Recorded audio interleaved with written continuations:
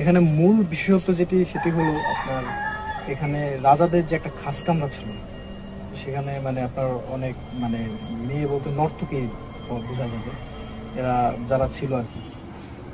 তো একটা মেয়ে একদিন সাঁঝের বেলা এখানে গোসল করতে এসেছিল।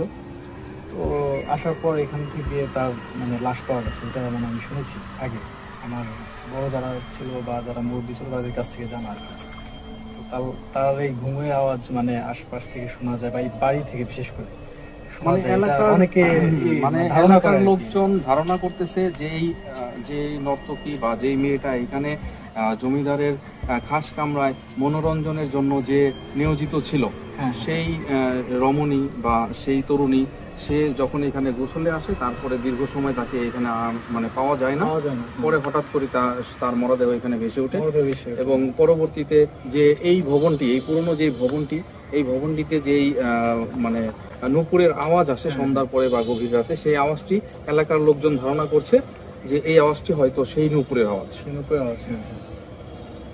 প্রিয় ভিউয়ার্স, আপনারা তো জানলেন এই পুকুরের বা এই দিঘির সেই বিশেষত্বটি কি। আমরাও আবার নতুন কোনো দিঘি, নতুন কোনো পুকুর, নতুন কোনো জমিদার বাড়ির ঘটনা তুলে ধরবো আপনাদের কাছে। ততক্ষণ পর্যন্ত ভালো থাকবেন, সুস্থ থাকবেন। অসংখ্য ধন্যবাদ।